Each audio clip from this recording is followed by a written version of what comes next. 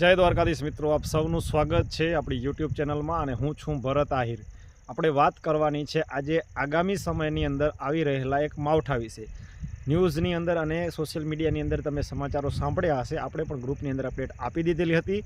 એનાથી પહેલાં પણ કહ્યું હતું કે થોડા દિવસ પછી થોડું વધુ જ્યારે સ્પષ્ટ થાય ત્યારે તેના વિશેની સંપૂર્ણ માહિતી આપશું। તો ખાસ કરીને પહેલી એક માહિતી એ આપવાની છે કે ઠંડી જે શરૂઆત થઈ ગઈ છે, આપણે અગાઉના વિડીયોમાં કહ્યું હતું કે 2 જાન્યુઆરીથી ઠંડીની શરૂઆત થશે, 7 જાન્યુઆરીથી તેની અંદર વધારો થશે, આગામી 23-24 તારીખથી તેની અંદર વધુ વધારો થવાનો છે। એટલે કે 20 તારીખ પછીથી જે જાન્યુઆરીના છેલ્લા 10 દિવસ છે તેની અંદર હજી પણ ઠંડીની અંદર વધારો થવાનો છે અને એક ઠંડીનો જેને કહેવાય કોલ્ડ વેવ આવી શકે છે। એટલે કે ખાસ ઠંડીનો અનુભવ થશે। તેનું કારણ પણ છે કે જે માવઠું છે તેની અસરના ભાગરૂપે થોડી ભેજ વધારે આવશે અને થોડી ઠંડીની પણ શરૂઆત થવા જઈ શકશે। એક વેસ્ટર્ન ડિસ્ટર્બન્સના કારણે આગામી સમયની અંદર એક ગુજરાત ઉપર જે માવઠાનું સંકટ તોડાઈ રહ્યું છે તેના વિશેની વાત કરીએ તો માવઠું છે તે ખાસ તેની અસર 22 તારીખે અથવા 23 તારીખે જોવા મળી શકે છે। ટૂંકમાં 20 તારીખ પછી તેની અંદર હવામાનની અંદર થોડો ફેરફાર આવી શકે છે અને 22 અને 23 તારીખે તેની તીવ્રતા થોડી વધારે જોવા મળી શકે છે। અગાઉ જે માવઠાનો રાઉન્ડ હતો, એટલે કે અગાઉ જે માવઠું થયું ત્યારે પણ આપણે કહ્યું હતું એ પ્રમાણેના વિસ્તારો રહ્યા હતા, જેમાં કચ્છ, પશ્ચિમ સૌરાષ્ટ્ર અને ઉત્તર ગુજરાત, જેમાં સીમિત વિસ્તારો ઘણા હતા। જેમ કે કચ્છની અંદર પણ ઉત્તર કચ્છનો ભાગ જે વધારે હતો, તો અમારો જે વિસ્તાર છે તેની અંદર માવઠાની કોઈ અસર હતી નહીં।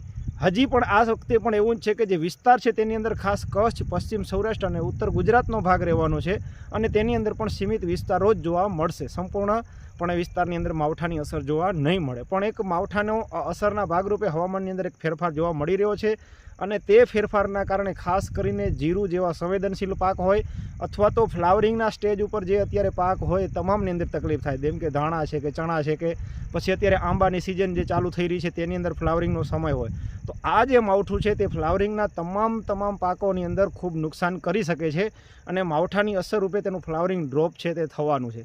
બીજા પણ બાગાયતો પાકોની અંદર ખૂબ નુકસાન થઈ શકે છે માવઠાની અસર જ્યાં થશે ત્યાં। તે સિવાય માવઠાની જે અસર છે તે દક્ષિણ સૌરાષ્ટ્ર હોય, દક્ષિણ ગુજરાત હોય અને મધ્ય ગુજરાત કે મધ્ય સૌરાષ્ટ્રના ભાગોમાં થોડી ઓછી જોવા મળી શકે છે। અગાઉના રાઉન્ડની અંદર રાજકોટ સુધીના ઘણા બધા વિસ્તારોની અંદર અસર જોવા મળી હતી। છેલ્લે ગીર સોમનાથ જિલ્લામાં પણ રાત્રિ દરમિયાન સામાન્ય વરસાદ કે છાંટાછૂટી કે જોવા મળી શક્યા હતા। તો ખાસ કરીને આ વખતે પણ એવું છે, જે વિસ્તારો છે તે તમામ સિમિલર દેખાઈ રહ્યા છે। એટલે કોઈ અન્ય વિસ્તારોની અંદર વધારો થાય અથવા કોઈ ઘટાડો જોવા મળી રહ્યો નથી। હાલની પરિસ્થિતિ પ્રમાણે જોઈએ તો કચ્છ, ઉત્તર ગુજરાત અને ખાસ કરીને સૌરાષ્ટ્રનો જે ભાગ છે તેમાં પશ્ચિમ સૌરાષ્ટ્રમાં વધારે અસર દેખાઈ રહી છે। તે ઉપરાંતના વિસ્તારોની અંદર સીમિત વિસ્તારોમાં ક્યાંય છાંટાછૂટી કે સામાન્ય વરસાદ થઈ શકે છે।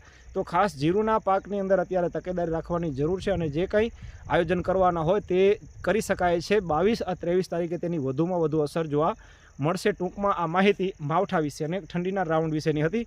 આપ સૌનો ખૂબ ખૂબ આભાર। જય દ્વારકાધીશ।